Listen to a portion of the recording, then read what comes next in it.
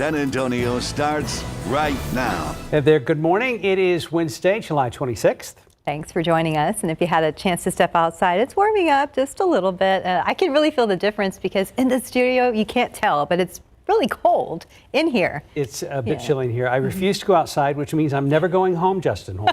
You're just going to stay here all week. Yeah, I am. You're just going to stay here till September at this point. I am, yes. Or possibly October. Can somebody bring me a few more suits? Sure. We'll work on We got you. We'll work on that. Thank you. Yes, if you are stepping outside, you're noticing the heat, yes, but maybe a little bit of haze across the atmosphere. We've been talking about it all week. Some of the Saharan dust finally making its way in here. It'll be around today. Air quality will be okay. It's not a big deal, as we've been saying. Let me show you the radar, though, the authority radar, because we do have a couple of showers down there along the coast.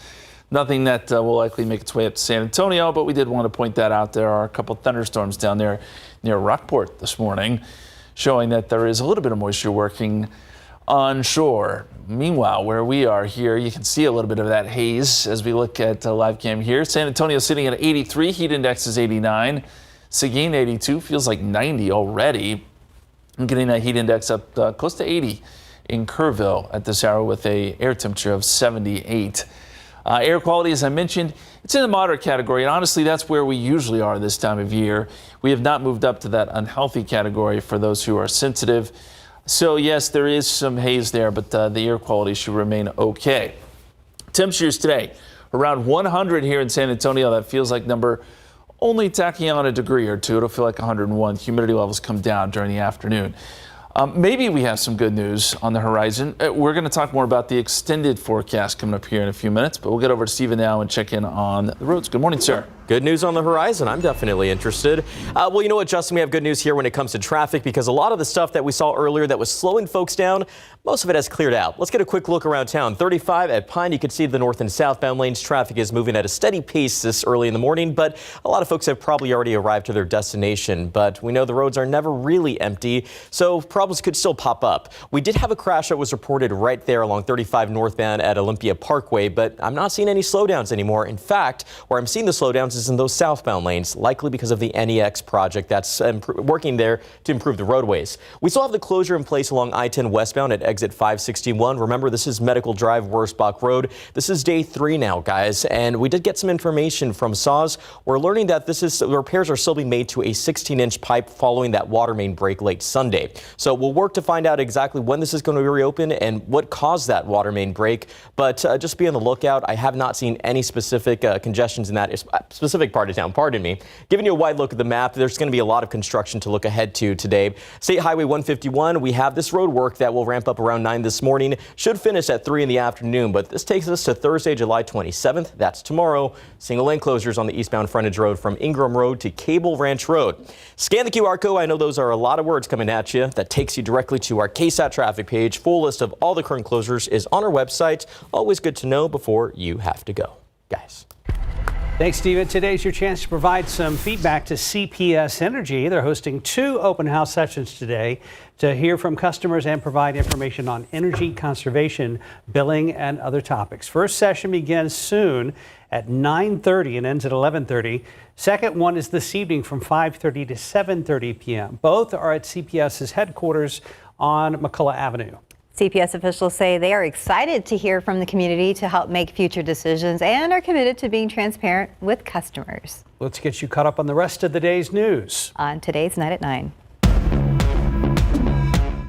Hunter Biden in federal court today to plead guilty to misdemeanor tax charges and enter a pretrial diversion program to avoid a felony gun conviction charge, the culmination of a years-long Justice Department criminal investigation. But the New York Times is reporting that there's an effort underway to get Hunter Biden's deal thrown out. The Federal Reserve is expected to announce interest rate hikes this afternoon, even though inflation in the U.S. has cooled down significantly to about 3%. Some analysts say rate hikes could handcuff the country economically, while others say holding them steady could result in persistently high inflation. If the rate boost happens, it will mark the 12th time since last spring and the highest it's been in 22 years. The Biden administration says it will appeal a ruling that blocks its controversial asylum policy. Yesterday, a federal judge ruled against the policy, which forbids many migrants from applying for asylum if they pass through another country before entering the U.S. UPS and the Teamsters Union have reached a tentative deal on a new contract that could prevent a strike, which was set to begin as soon as next week, likely crippling U.S. supply chains. To end the threat of a strike altogether, the tentative agreement still needs to be ratified by Teamsters at UPS. The FDA says it is turning its attention to a postpartum depression pill to see if it is safe and effective. The pill is to be taken daily and used over the course of 2 weeks. Results from a trial did report seeing significant improvements in patients in depressive symptoms. The FDA could make a decision and take action on approval by August 5th. Doctors are seeing some cases of stomach paralysis in patients who take Ozempic and Wegovy for weight loss and diabetes. The FDA said it has been unable to determine if the medications were the cause or if it may have been caused by a different issue. More research is needed. The maker of Ozempic and Wegovy says the majority of gastrointestinal side effects of the drugs are mild to moderate and last for a short period of time. U.S. home prices continue to rally, according to a national index released yesterday. Home prices were up 0.7% in May from April. It was the fourth consecutive month of home prices climbing after a 7-month streak of declines. Americans seem to be feeling good about the country's economic future. The Consumer Confidence Index hit 117 in July. That's the highest level in 2 years, and estimates show it's about 5 points above expectations. The Conference Board says all age groups in the survey report higher confidence along a broad range of income levels. You still have a chance to become a mega millionaire. The lottery says no one matched all the winning numbers in last night's Mega Millions drawing. And that means the jackpot now grows to an estimated $910 million with a cash option of just over $464 million. If won, this would be the 5th largest jackpot in Mega Millions history. The next drawing is on Friday. And that's today's 9 at 9. Well, in your morning headlines, a terrifying situation on the basketball court after LeBron James' son suffers from cardiac arrest. And when it comes to artificial intelligence, the tools to detect AI have been pulled by one of the creators. Max Massey joined us here live in the studio with our morning headlines. Max, good morning. Where are we starting today? Good morning, guys. We are starting in the courts where Bergdahl, the soldier who abandoned his post in Afghanistan, remember, captured by the Taliban, he had his conviction and his dishonorable discharge vacated. So there's a lot of questions of why this all happened. So we've been covering Bergdahl's story for years now. Remember, he was taken by hostage by terrorists after deserting his post. But here's the thing, no longer dishonorably discharged. A federal judge vacating Bergdahl's dishonorable discharge from the Army. The judge ruled, and this is the interesting part, the judge ruled that the military judge behind the order failed to disclose a possible conflict of interest. The military judge had apparently applied to become an immigration judge within the executive branch during a time when then President Donald Trump publicly took interest in the case. Back in 2009, Bergdahl abandoned his post in Afghanistan, captured by the Taliban, imprisoned for 5 years until May of 2014, eventually released in exchange for 5 Guantanamo Bay detainees. Bergdahl later convicted of desertion and misbehavior for the enemy, demoted from a sergeant to a private, and then ordered to pay $10,000 from his own salary. All right, now to the latest in artificial intelligence. I mean, there's so much going on in this journey, and it really could be a paradigm shift. Some people calling it the 4th industrial revolution.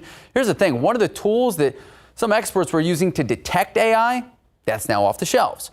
So ChatGPT, the creator of OpenAI, well, they've pulled artificial intelligence detection tools, and they pulled them less than 6 months after unveiling them. The tool had the potential to help people like teachers and other professionals detect AI-generated work. OpenAI quietly shutting down the project last week, citing quote-unquote low rate of accuracy. All this according to an update to the original company's blog post announcing the new feature. Now, the company said it's now researching more effective techniques. The news may renew a lot of concerns people have of whether the companies behind the new crop of generative AI tools, whether they can actually build the proper safeguards. And it comes as educators around the country, really around the world, they're preparing for the first full school year with tools like ChatGPT, publicly available to students. While this tool is shelved, they say there are still other alternatives on the market. All right, now to a story that we covered yesterday, and it really is terrifying for so many parents, so many athletes out there. A situation that evolved on the basketball court. The son of LeBron James suffering cardiac arrest. This morning, the son, Bronny James, out of the ICU, stable after suffering that incident on the court. The rising basketball star, son of LeBron James, rushed to the emergency room, collapsed during practice. It was a basketball practice at University of Southern California. So cardiac arrest, I know a lot of people throwing the terms out there. It means that the 18-year-old's heart stopped beating. It's different than a heart attack where an artery is blocked, but the heart can continue to beat. Cardiac arrest, often associated with older adults, but it's leading medical cause of death among young athletes. And black basketball players are at the highest risk, about 4 times more likely to suffer cardiac arrest than white athletes. Now, a range of factors, genetics, infections, that can increase the risk. Now, the leading cause in young athletes, this is terrifying for parents, enlarged heart or abnormal electrical signals. The fact that he is out of the ICU this fast, it is nothing but reassuring, and I'm hopeful that he'll be able to be up and back playing his sport like he loves. CPR is the most important technique, and I can't stress this enough. Anyone and everyone can do CPR. I know a lot of parents watching right now is thinking, my son, my daughter plays basketball, football, all this stuff, especially with sports right around the corner. So these cases, they're really adding to parents' concerns about youth sports to minimize risks. You heard one of the experts right there. They're saying parents should schedule a physical before your child begins playing a sport. Make sure there's a defibrillator or an AED on the site of practice or games. Make sure the school or league has staff trained in CPR.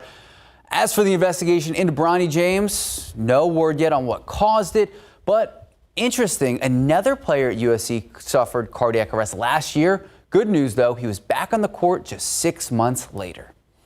All right, finally, a new look for a new quarter. Actually, a few different quarters. So the U.S. Mint announcing a new series of women to be featured on the back of quarters. The women and some of their distinctions include Polly Murray, the first African-American woman to become an Episcopal priest in the United States. Patsy Takemoto Mink, the first woman of color elected to the U.S. House and the first Asian-American woman in Congress. Dr. Mary Edwards Walker, the only woman with a Medal of Honor, which she earned for her service as the first woman Army surgeon in the Civil War. Celia Cruz, known as the Queen of Salsa.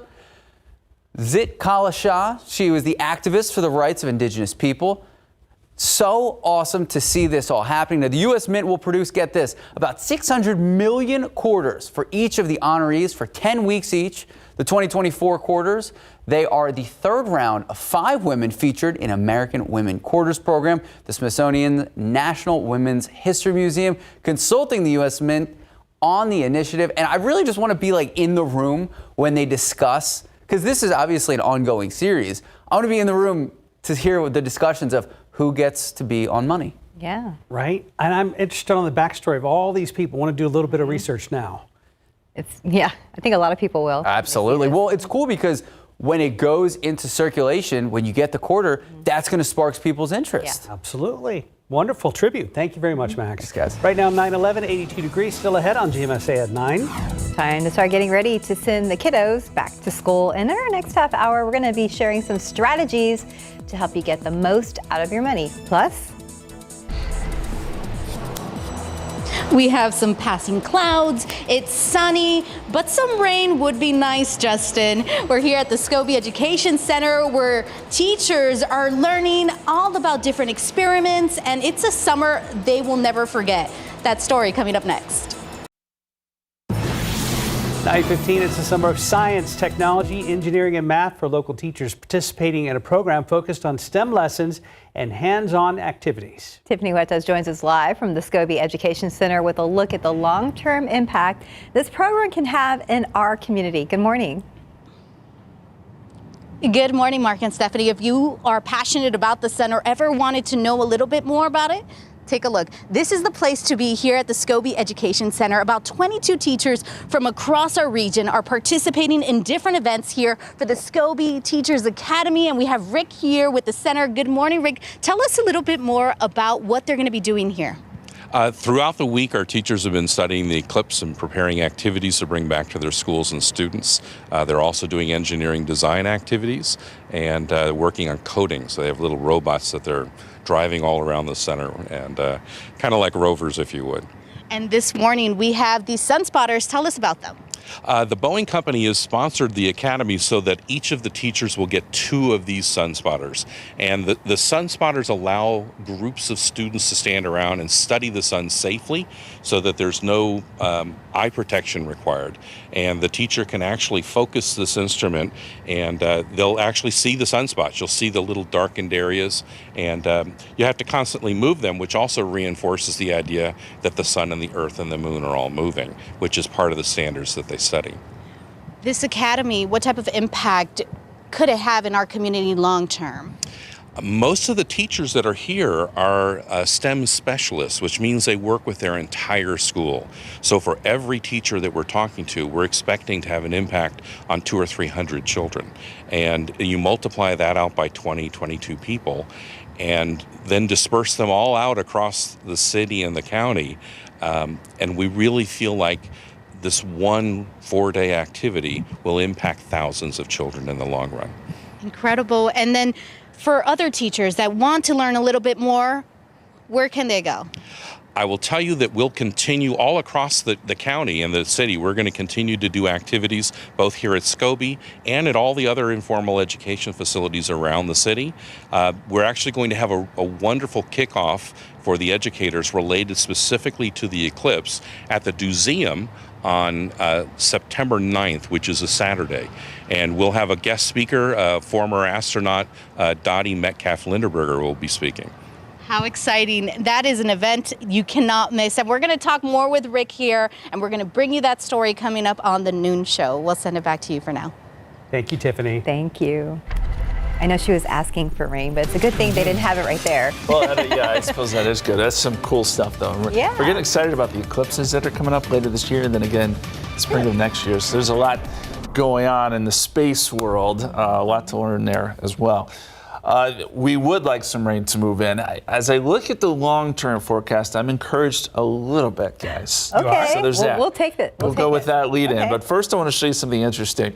So these are the temperature extremes over the last 24 hours. And Death Valley, man, it's been leading the way here all along this summer. They got up to 123 yesterday. But here's what's interesting. This morning, the low temperature in the country was also in California. Old Station, they got down to 33. So there was a 90-degree temperature difference between the high and low in the United States, and it was only a 450-mile difference. That's pretty rare to get that to happen. Pretty incredible to see that, to have the high and low in the same state. But yes, that's what happened yesterday afternoon and this morning in California. We're not seeing those extremes here, but it is awful hot. 83 at the airport. Dew point is at 74. Heat index is 89. We've got some morning clouds out there and a little hazy too. That dust working its way through. So today and tomorrow probably is when the dust peaks. It'll be light to moderate, not huge concentrations, but you will notice the haze. And then by Friday, the dust starts to come down a little bit, and by the weekend, it mostly disappears. Satellite picture shows we've got some morning clouds right over San Antonio. These are already starting to break up some. And then we do notice a couple of showers, maybe even a thunderstorm along the coast. These have been trying to work inland and haven't had a whole lot of success. So like the last couple of days, we'll see a few showers and storms south and east of San Antonio during the day.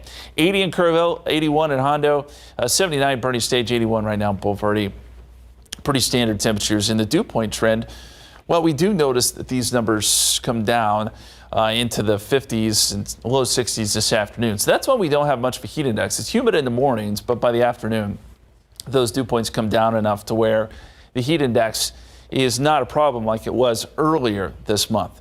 100 is the forecast high today here in San Antonio, right back where we were yesterday, and most of South Texas, South Central Texas, looking at the same thing. And then 100 in Bandera, 98 Kerrville, 99 in Uvalde. Boy, it's been consistent, hasn't it? The CPS energy, peak energy demand day, we're there again. Yellow day, trying to conserve energy a little bit between 3 and 8 p.m. The grid has been taxed most of the summer, and today will be no exception. The forecast, as I said, there could be a couple of showers and storms developing there along the coastal plains. This model does try to take them a little closer to San Antonio this evening. We'll see. I think for the most part, rain stays out of our forecast here in San Antonio. And I did want to check back on that fire out near Rock Springs. We had that wildfire, and the Texas Forest Service has been giving some updates. 150 acres, but it's not 50% contained. And I also checked in with the Edwards County Volunteer Fire Department. It looks like they're saying it's mostly under control at this point. So good news there. Of course, that was a tough fire to fight with a lot of terrain out there. Okay, let's talk long term now. As I said, there's a little bit of hope. We have a low that scoots underneath our ridge Friday into Saturday. This really doesn't bring us much rain, maybe a shower across deep South Texas. I don't think we get much here. But what I'm encouraged about, as we get into the middle part of next week, our high starts to scoot east. And I think by Wednesday and Thursday, that could open up the door for some rain chances by late next week. Okay, I know that's a long way away, but we're looking for any glimmer of hope here, and I think that could be it. We'll keep you posted on how that plays out. 100 Thursday, 100 Friday. This weekend, 101 both days, and then maybe a 102 there Monday. Some coastal showers start to creep back in on Tuesday, and then once we get to Wednesday and Thursday, that's what I want to watch. Maybe we can add in some rain chances. I hope. I hope so too. Yeah, Mark, you should ask for rain for your birthday. May I have rain for my birthday? I'm working on Okay, it, man. thank you. That'd be a good gift. Hey, real quick traffic note, avoid 35 South at Olympia Parkway over on the northeast side if at all possible. It is stacking big time right now. We'll try to take a look a little bit later on. Right now, 922, 83 degrees. We'll be right back. Okay, here's a look right now. Police are out there. Cones are up. Everybody's having to merge to the left. This is 35 South at Olympia Parkway in that general area. It is stacking all the way back to almost Roy Richards, so all the way back into Schertz. This is closer to Universal City and Live Oak, but actually Selma for sure. But again, 35 South stacking there in the vicinity of Retama Park. All right, back to school around the corner, and students who might be using old or recycled school supplies can get a fresh start this year. It's thanks to a group of community leaders. So the Maloof International Group is partnering with Big Brothers, Big Sisters, and Urban Air to give away 750 free backpacks full of school supplies. That giveaway starts at 6 p.m. tomorrow night at the Urban Air on 1604 and Bandera Road. It's on a first-come, first-served basis, and kids will also get a free ticket to jump and play at the Urban Air Park until 9 o'clock. Now, the goal is to help underserved kids and families who are struggling to afford new backpacks and school supplies. San Antonio business leader Scott Maloof is originally from Schertz and tells us it started with 250 backpacks 3 years ago, growing to 750 for tomorrow night. And for us to be able to give back to the community and be able to, hey, maybe you are using the same backpack for the last 3 years. Here's an opportunity for you to have a free backpack with school supplies for your kids, and then also enjoy yourself at the trampoline park. Now, Maloof tells us that his late mother and humble upbringing inspired his mission to give back to kids across the Alamo City. And she didn't have the most money to give, yet when she passed away, I always looked at it as being able to give is one of the biggest things that you can do. And sometimes it's giving time, and sometimes it's giving, money or certain things like we're doing with the backpack to the community. So again, the free backpack giveaway starts at 6 p.m. tomorrow night at the Urban Air on 1604 and Bandera Road. And it's on a first come, first served basis. Remember that, and it'll go until 9 o'clock. Right now, it's just about 9:28, 83 degrees. There's more ahead on GMSA at 9. Including a look ahead to the Cowboys' first day at practice at training camp. So later today, and Larry Ramirez shares what Jerry Jones and Mike McCarthy had to say about the team during yesterday's State of the Cowboys address. But before that, we're getting parents and guardians ready to do some back-to-school shopping. After the break, we're talking with a Consumer Reports expert about what to expect from this year's back-to-school shopping season and some of her favorite deal hunting tips. That's just about 3 minutes away. Welcome back. 9:31. According to the National Retail Federation, 25% of us have already started back-to-school shopping. Yes, we have. The new school year will be here before we know it. And joining us this morning is Consumer Reports deals expert Samantha Gordon to share some smart shopping strategies to help parents and students get everything they need. Good morning. Good morning. Thanks for having me. Thank you, Samantha. So what can we expect from this year's back-to-school shopping season? So as you mentioned, a lot of people have already started shopping. This is because people are worried that things are going to be more expensive this year with inflation and the state of the economy. So they're spreading out their shopping, and this allows more time to look for deals and to find ways to save money. And Samantha, what are some of the things that parents need to consider before they begin the back to school shopping? So it's really important to take a look at those shopping lists that your teachers send you and look for things that you might not need right away. A lot of these items you might not need in the first week or month of school, so you can put them off.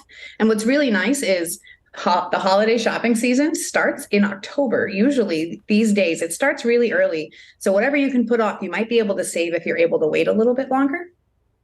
And when talking about this, what about computers and electronics? Are there any saving opportunities there?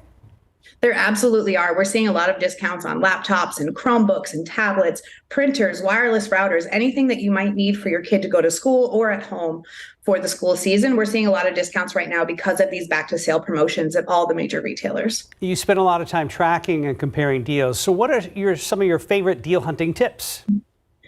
So it's really good to compare prices before you buy. And it's pretty easy to do that these days, thanks to the internet. You don't have to go from store to store. You can see all of these things in one place. And over at Consumer Reports, that's exactly what we offer. Every item that we test, we show you every retailer and their current price for that product all in one place. And Google Shopping does the same thing if you're looking for things like apparel and school supplies. And what about our state, Texas's upcoming tax holiday? Is that a good opportunity as well? It absolutely is. So the tax holiday, August 11th and 13th, includes things like clothing, footwear, backpacks, and school supplies, as long as they're under $100 per item. So that's a really great way to get some extra savings. And you might find something that's on sale and also not have to pay tax on it. All right, coming up soon. That was the 11th through the 13th, I believe. For right? the tax exempt. All right, Samantha Gordon from Consumer Reports, thanks so much for chatting with us. Thank you. Thank you. Let's go outside with live cam as we're getting ready to wrap up the month of July. We had some morning clouds that were really helping us out for a while, and they are slowly starting to lose the battle. Yeah, I think it's pretty much lost at this point. Yeah, those clouds are really starting to break up, and the sun is out. And I want to show you a picture that maybe cools you down a little bit, okay? We're going to take you down to the coast.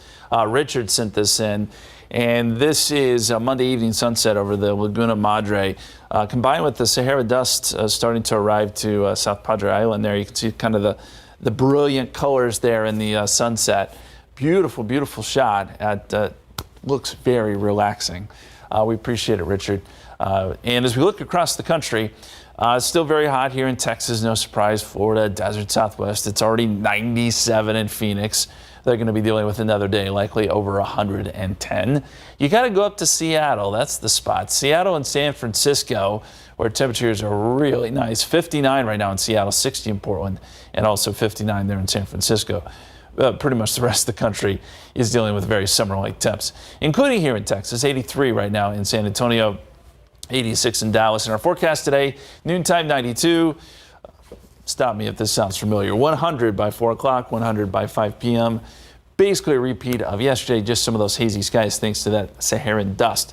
Tropics trying to heat up a little bit. We look at that forecast for you coming up in just a few minutes. Thank you, Justin. Looking out there with TransSky, looks like things have pretty much cleared up there at I-35 at Olympia. I mean, still kind of slow going, but that's just because of normal construction stuff. But at least the accident has cleared up. Yeah, it was bad a little while ago, looking much better. This evening, we will be airing a 30-minute special about fighting fentanyl. It airs at 6:30 tonight, and our team looks into what fentanyl is and how it gets to the U.S. and how anyone can become a victim, sometimes without even knowing it. According to the CDC, in 2022, more than 107,000 people in the U.S. died of overdose and drug poisoning. More than half of those deaths involve synthetic opioids like fentanyl. It's a story that Christina Villagrana knows all too well. Her son, Kyle Hinkle, died that same year at just 28 years old.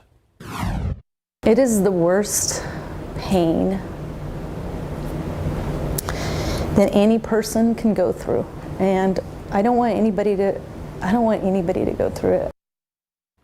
You can watch Fighting Fentanyl. It's everyone's problem tonight at 6:30 right here on KSAT 12. After it airs, the special will be available to watch on YouTube, KSAT.com, and on KSAT Plus. Okay, time now just about 9:37, 83 degrees. You're watching GMSA at 9. Coming up in sports, Larry Ramirez talks Cowboys as their training camp has started on the West Coast. He shares what was said about the team's offensive changes for the new season. As we head to break, here's a look at some of the activities going on at libraries around the city. At 1:30 this afternoon at Cody Branch Library, little ones can drop in for playtime and explore different textures, colors, and sounds. And then at 3:30 this afternoon at Petranco Library, kids 5 and up can watch the movie Encanto while playing with Legos. For a look at all the events scheduled today at different public libraries around our city, head to the KSAT Kids section of KSAT.com. And just a heads up for families, this is probably the last full week of activities San Antonio Public Libraries will be doing. Most branches are slowing down during the month of August as kids head back to school, but the library's school should remain some activities in September, so just check with your local library. We'll be right back. Welcome back. It's 9:41. Let's look out there with ZooCam. They have nice cloud cover there. Don't have to worry about the sun right now. And we are counting down the days because, now the student visitors might be, less so, at this time of the day. They'll have to wait till after school now. Oh, it's a great day to go to the zoo. During the commercial break, Justin was sharing an interesting little tidbit about, you said 4 years ago today? It was on this day 4 years ago. We had a very rare July cold front come through, and it dropped down to 66 here in San Antonio. Distant memory. I can't even fathom that. I remember. I remember that day well, too. I drove to work with the windows down. I was like, this is great. It was a great day. It was like a one-day thing, but it was still fantastic. We need to check in on the tropics and see what's going on there because we do have a little bit of activities trying to get generated way out in the Atlantic. Now, we've had a couple waves, some that just didn't really materialize. We've had some pretty good wind shear, but the waters are still warm, so if something can get going, there is fuel for these systems to develop. So the one the Hurricane Center is watching now is way out here near the Cape Verde Islands, and there's about a 30% chance of development down the line. There's probably going to be a while before we really start to see it get organized, but as it gets a little closer to the islands, there is a chance it could organize itself, and then from there, still a lot of questions as to where it would go. It's very early in the process here, but we do want to let you know that's kind of the one thing we're watching there in the Atlantic right now. And of course, the other big story has been the water temperatures. You may have heard that a water temperature taken near the Everglades here in South Florida reached 101. Highest water temperature we've recorded on Earth. Okay, we haven't been keeping those for a long, long time, but it is a record now. And you see the water temperatures at this hour still close to 90. Several spots along the Florida coast, and look at the Texas coast. Water temperatures right now, 92. They're around Rockport. 90 close to Brownsville. So we're talking upper 80s, low 90s. It's like bath water here along the Texas coast and even out into the Atlantic. These numbers are very, very warm. So as I said, if something can get going, there is plenty of fuel for it to work with. 83 degrees right now. Dew point is at 74. Dew points are still pretty high. This number comes down this afternoon. It'll be a little drier, and that will allow for the heat index to not be so high, but right now it feels like 89 here in San Antonio. Let's talk a little bit about the dust. We still have some of that coming in. This is the latest model showing where the dust is at this hour, and right now it's probably more concentrated along the Texas coast, but as we go throughout the course of the day, we may get some light to moderate concentrations working through San Antonio, even going into tomorrow. And I think by Friday, you'll start to see the dust kind of dissipate a little bit. Skies will be a little less hazy by the time we get into, say, Saturday afternoon. But it's around for a couple of days. As we said, air quality isn't too bad. You're really only going to notice it with that just kind of hazy sky. Noontime, 92. We'll be up around 100 today for a high. Southeasterly winds anywhere from 5 to 15 miles per hour. 8 o'clock, we're still at 95. No relief.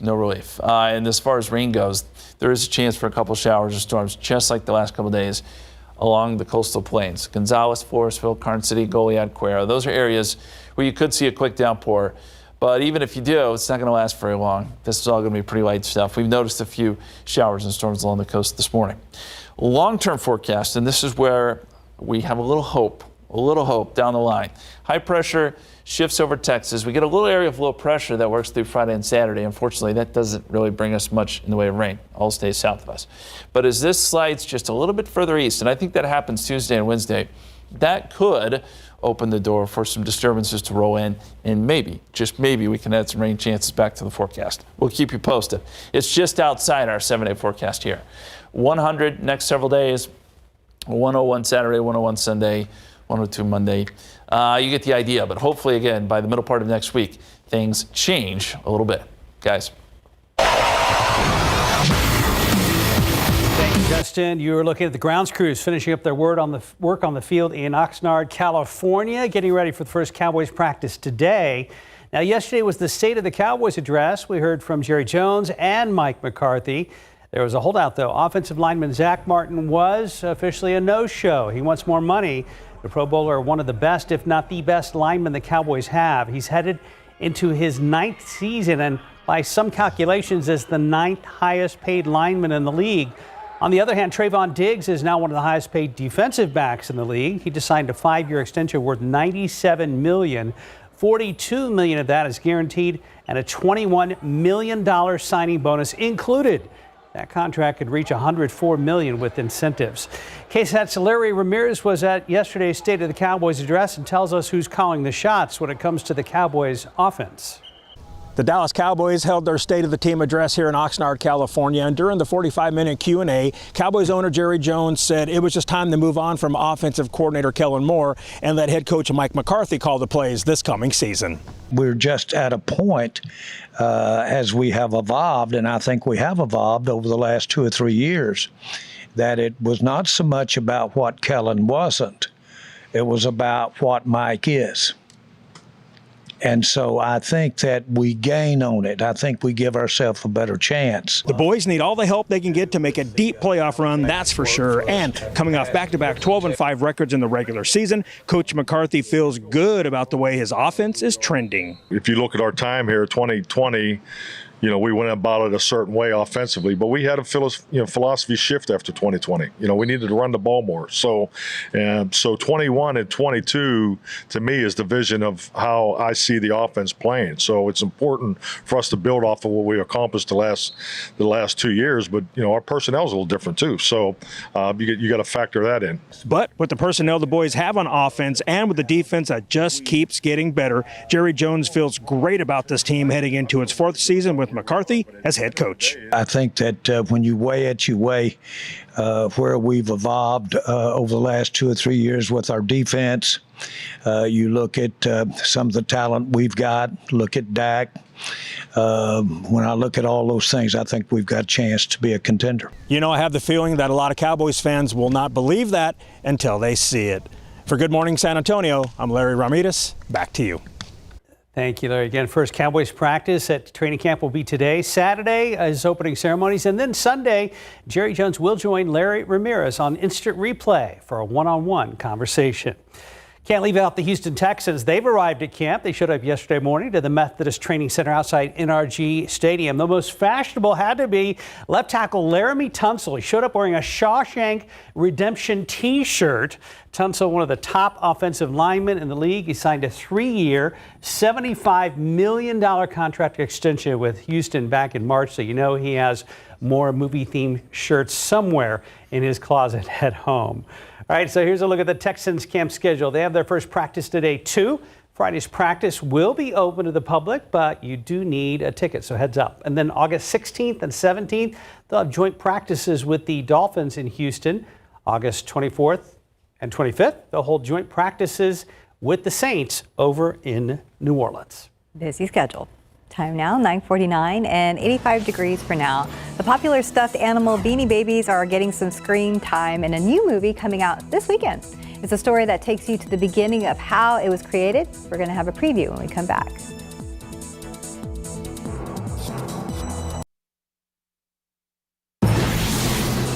Welcome back. Just about 9:53. The story of the colorful, cuddly Beanie Babies and the people who created them is the subject of a new movie. CNN's Rick Damangelo tells us about the movie streaming on Apple TV this Friday. You want to sell high-end stuffed Himalayan cats. Understuffed, actually, for greater postability. We're professionals. We're giving the people what they need. And in the 90s, that need apparently was Beanie Babies. But it's the people behind the ubiquitous beanbag bears, cats, and other critters at the heart of the Beanie Bubble. This has always been my company. Company we created together. Why do you have to be so dramatic? The film follows company namesake Ty Warner and 3 of the women in his orbit. We always talked about these women as sort of amalgams of many characters in the world of Ty Warner during all of this. You know, Robbie, as one of the co-founders, knew him the best, and I felt like the opportunity here was, by all accounts, this was a character who could always speak the truth to Ty, who knew his insecurities and knew what buttons to push. It was a bit of a leap of faith for me, feeling it out. You know, there was the book to go off of, but there was very little interviews with Ty Warner, very to little no tape on him. So part of it was I had to imagine what I thought he was like. I see where it's going. There are signs of real trouble. Beanie Babies are kind of this absurd, colorful backdrop to a deeper story about, you know, what and who we value, the female relationship to the American dream, and how culturally we got to where we are now. We wanted to tell, in a product story, a rags to riches story, but it's not his rags to riches story, it's the women's. Have you considered poisoning him? Countless times. In Hollywood, I'm Rick Damagella. Isn't it crazy how 80s, 90s stuff is so in vogue, you know, especially when it comes to new content? Yeah, it's interesting. Yep. All right, there's still time to donate school supplies to the Right Start program. Teachers of Somerset and Judson ISD right here in our area will be getting the supplies this year. United Way is looking for volunteers to help with donations coming up on August 4th. If you still have stuff to donate yourself, you can visit any Cavender Auto Dealership in San Antonio, or visit United Way directly at 700 South Alamo Street. You can also buy a school supply bag by texting Right Start to the number 41444. And people over the age of 60 or people with a disability can request a box fan at no cost by calling the United Way at 211. The box fan program relies on donations, so if you want to help, you can donate to the purchase of a 20-inch box fan. We have the drop-off locations on our website at KSAT.com. Box fans are a good thing this time of year, and take your pick. It's either 100, 101, 102 through the end of July. My hope is that as we get into August, the pattern does change a little bit, but in the meantime, it's going to be a hazy, hot scenario next couple days. And what are the chances a coastal shower makes it all the way into San Antonio? I would say 10% or less. Oh. Okay. Yeah, we can see them off in the distance. They just don't quite make it here. All right, well, maybe cloud cover with that small chance. There's that. Okay. There could be a little bit. All right, we can handle that. Thanks, Justin. Thank you. Have a good day.